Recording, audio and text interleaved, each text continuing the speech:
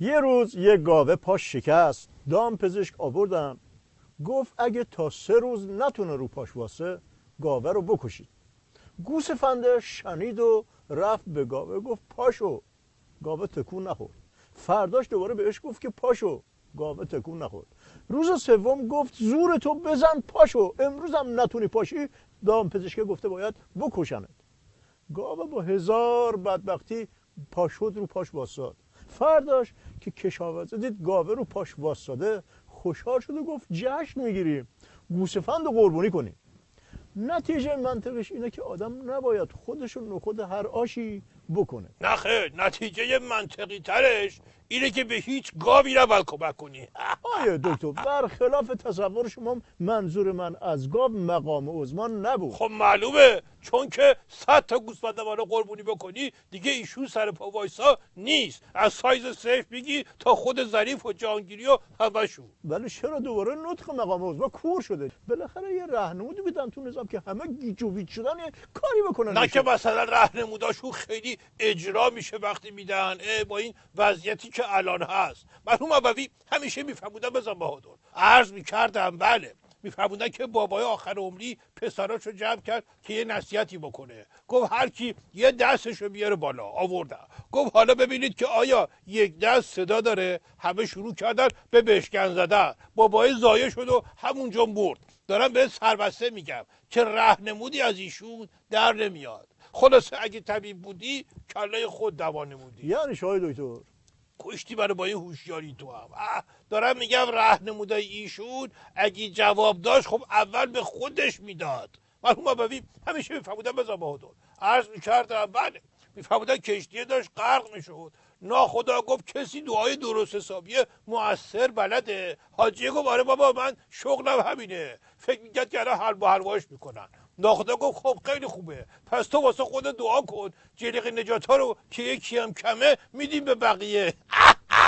پس بهتره یه جمعی از مسئولین نظام برن پیششون اینا راهنمود بدن، یه طوری هم نرم بگم که ایشون پس نیفتن. آی دکتر خودش از اوضاع سه خبر داره، نطقش اصلا به خاطر خبر داشتن کور شده، نه خبر نداشتن که. خبری که همه در جریان هستن. نمیخواد بگی، من دارم همینو میگم دیگه، همه در جریان هستن دیگه. نه من تحلیلشو میخوام آی دکتر.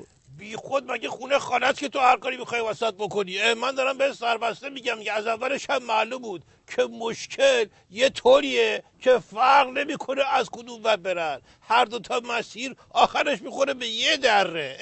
عجب وضعیتی داریم. خلاصه رو اره رو میگی نگو، ولی مجبورم بگم ظریف مشنگ رفت آمریکا با اون قیافه اون هارتو پور کرد و ویدئو پر کرد، ولی قول و قراراش هم گذاشت. آها، پس حاجی روحانی هم که تو خراسان گفت هر چی بخوایم سلاح تولید میکنیم به خاطر همین بود که زیپ دهنو کشیده بود که اسم شهر موشکی و از این حرفا نباشه، و بعدش هم که گفت تعامل سازنده با جهان و از این حرفا. آفرین دیگه، یعنی میخوام بگم که خلاصه داستان همینه. الانم که لایحه پولشویی و FATF هم فهمیدی که چیه؟ بله ترجمهش به فارسی میشه غلط کردیم با 7 پشت بسیجی. آی دکتر من نزده روشن شدم. الان دیگه گیج نمیشم که تو برجام از یه طرف هارت و پود، از اون طرف گدایی. باریکلا، به این میگن تاتی استراتژیکی. تاکتیک خوبیه دیگه، همه گزینا رو میز نگه میداره. نه قربونت برم، تا باز تعریف تو کردم که تو دوباره خراب شدی. که کدوم تاکتیک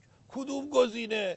هی میگی نگو نشسته رو اره، دوباره خودت بحثش رو باز میکنی. مرحوم ابوی همیشه میفهمودن بزن بهادر، عرض میکردم بله، میفهمودن مشنگه با کت و پیژامه نشسته بود تو خونه. گفتن چرا کت پوشیدی؟ گفت ممکنه مهمون بیاد. گفتن خب پس چرا پیژامه پاته؟ گفت ممکنم هست نیاد. گزینه‌هاشو همه رو تنش کرده بود. روشن شد یا کت و پیژامه بدم خدمتت. فهمیدم، این داستان تلگرام. از این طرف میگه دست کسی رو دکمه نمیره، از اون طرف گندش در میاد که خودش تو این بحثا رئیس جلسه بوده. مال گزینه نیست اینا، به نظر مال توپوزی. آفرین آدم که توپوزی بخوره باید یه طوری آبروداری بکنه. حکایت مشنگه است که خرش زدش زمین، بلند شد خودشو تکود، تشکر کرد، گفت خیلی ممنون، همینجا میخواستم پیاده شم. از این بحث تلخ زهری خارج بشیم، بریم به بحث تلخ ارز و اقتصاد. دکتر نمیخواد همون چیزایی که امام میگفتن که مال خره. بله الان دیگه از شرایط اگر آن ترک شیرازی به دست دارد دل ما را، به خال هندویش بخشم سمرقند و بخارا را، فقط قندشو داریم. ولی در مورد قیمت دلار ظاهرا قوقا سالاری میشه دکتر که میگن 6000 تومان و 7000 تومان و اینها. آقای اسحاق جهانگیری معاون اول رئیس جمهور گفتن که یک کلام 4200 تومان، بس هم نباشه.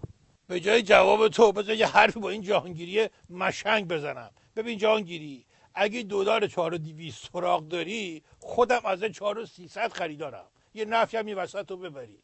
مشنگ هر کی فکر میکنه این جهانگیری خاصیت و تاثیر اصلا نداره، معلومه تا حالا تو اتاق که پشه بوده نخوابیده.